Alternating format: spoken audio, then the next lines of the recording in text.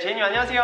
안녕하세요. 블랙로드 커피 브루잉 레시피가 궁금해서 찾아왔습니다. 저희는 다양한 레시피들이 있겠지만 주로 커피와 워시드 커피를 어떻게 다르게 내리는지에 따라서 저희 스타일을 한번 보여드리려고 합니다. 내추럴 커피 같은 경우에는 높은 TDS와 빠른 추출에서 직관적이고 뚜렷한 캐릭터를 나타낸다고 생각을 해서 물 빠짐이 빠른 오리가미 드리퍼를 사용을 합니다. 제일 포인트는 바로 이 필터지예요. 아바카 필터라고 해서 주름이 굉장히 많기 때문에 클로깅이라고 해서 미분이 필터지의 표면을 막는 것들을 최소화할 수 있는, 물 빠짐이 하리오나 오리가미 같은 경우에는 적게는 10초, 많아도 20초 이내외로 차이가 나는데 필터지를 하나 바꿈으로 인해서 거의 30초 이상의 추출 시간이 차이 나는 효과를 보실 수가 있어요.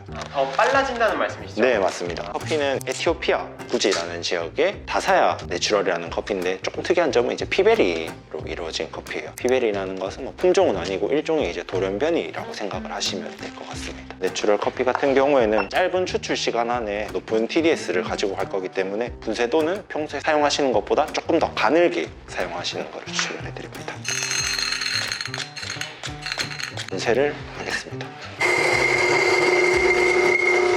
분쇄도가 그라인더마다 차이가 심해서 애매하기는 한데 저희 EK 기준으로서는 평소 사용하시는 원두보다는 한 칸 정도 이동한 칸이고, 제일 많이 사용하시는 그만 단테로 보자면 한 클릭에서 두 클릭 쪼아서 사용을 하시면 될 것 같아요. 오늘 사용할 커피의 양은 16g입니다. 요즘에 약배전 커피를 추출할 때 15배수에서 16배수까지 물량을 조금 더 많이 사용을 하는 편이기도 하지만 내추럴 커피는 높은 감을 가지고 갈 거라서 조금 더 적은 추출 비율을 사용을 하겠습니다.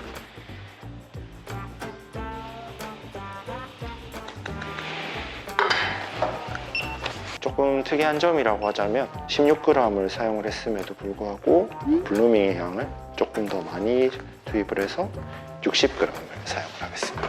단시간에 일단 추출을 하기 위함도 있고, 블루밍 비율이 저희는 좀 적어질수록 초반에 쨍하고 부담스러운 뉘앙스들이 많이 연출이 되더라고요. 그래서 물량을 블루밍 때 많이 부어서 조금 더 먹기 편한 느낌의 커피를 추출을 해내기로 했습니다. 이번에는 30초를 진행을 했어요. 그리고 2차 추출 때는 80g의 물을 부어줍니다. 보시다시피 오리가미 드리퍼가 추출 속도가 또 굉장히 빠릅니다. 1분 5초에 이제 55g의 물을 부어줄 건데 여기서 저희가 오리가미를 사용했을 때 조금 더 편한 점이 있는데, 부어주는 높이를 여기 그냥 딱 맞춰서 유량 상관없이 세게 부어주시면 저희가 생각하는 적당한 터뷸런스와 높이감이 딱 나오는 것 같아요. 마지막 1분 40초에 똑같이 이제 55g을 부어서 총 240g의 물을 부어주고 푸어를 마무리합니다. 마무리할 때는 전체적으로 고르게 추출될 수 있게 한번 이렇게 스월링을 해주는 걸 추천을 해드리고 있어요. 변수가 다를 수도 있겠지만 TDS 한 1.4에서 1.45 사이, 총 추출 시간은 2분 20초에서 2분 30초 내외로 추출이 완료가 되게 할 거고, 나오는 추출량은 200ml에서 플러스 마이너스 한 5g 정도 추출이 마무리가 됐고요.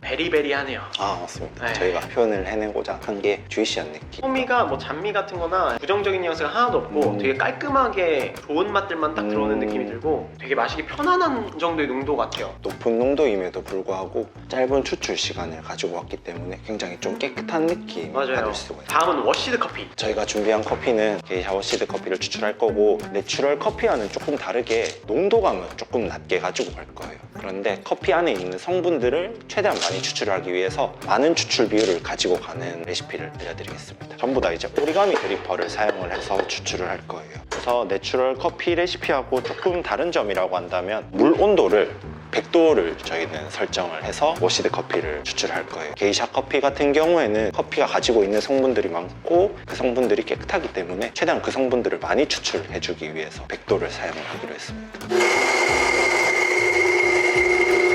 이번에는 농도감을 조금 더 낮게 가지고 가기 때문에 아까보다 원두를 담는 양을 1g 더 적게 담아서 15g을 도징하겠습니다.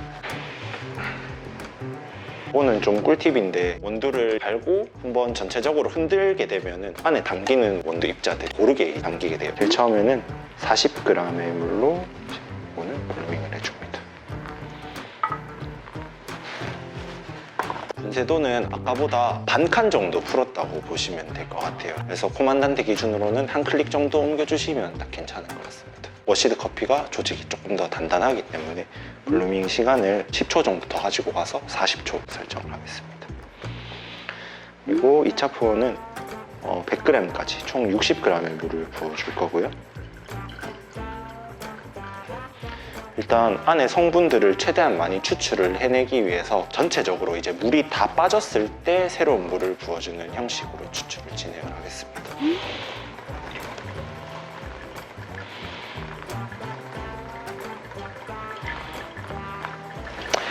2차 푸어도 똑같이 이제 60g을 진행을 해줄 거고요. 전체적으로 내추럴 커피보다는 추출 비율도 훨씬 더 많이 가지고 갈 거고 추출 시간도 조금 더 여유롭게 생각을 해주시면 좋을 것 같아요. 밀도가 단단하다 보니까 안에 이제 미분이라고 하는 성분들이 많이 나오게 되면서 추출이 진행될수록 그런 미분들이 이런 필터지를 막는 클로깅 현상이 내추럴 커피보다는 훨씬 더 많이 일어나는 것 같아요. 마지막으로는 이제 100g을 푸어를 해줄 건데 200g까지 푸어를 한 다음 60g을 센터 푸어로 마무리를 하고 스월링을 해줘서 전체적으로 평평하게 만들어주는 작업을 하면 끝입니다. 추출 시간은 2분 50초에서 3분 사이. 물 투입량은 260g을 부어서 추출을 받는 양은 225g 플러스 마이너스 5g 내외로 해주시면 좋을 것 같습니다. 일단 내추럴 커피 같은 경우에는 조금 더 높은 농도감에서 확실한 캐릭터를 나타내는 커피를 추출을 하기 위해서 추출 시간을 조금 더 짧게 가지고 가고 조금 더 가는 메쉬를 사용을 하는 레시피를 선택을 했고요. 이제 워시드 커피 같은 경우에는 전체적으로 내추럴 커피보다는 조금 더 이제 많은 성분들을 추출을 해도 지저분한 느낌들이 없다고 생각을 해서 원두 성분들을 많이 추출을 하되 너무 농도감이 높게 되면은 좀 부담스럽게 받아들일 수가 있어서 낮은 농도감에 최대한 많은 성분들을 추출을 해내는 레시피로 설정을 했습니다. 갑자기 저도 좀 나와야 될 것 같아요. 너가 얘는 좀 나올 때가 되지 않나요? 네. 지금 아니까 죄송합니다.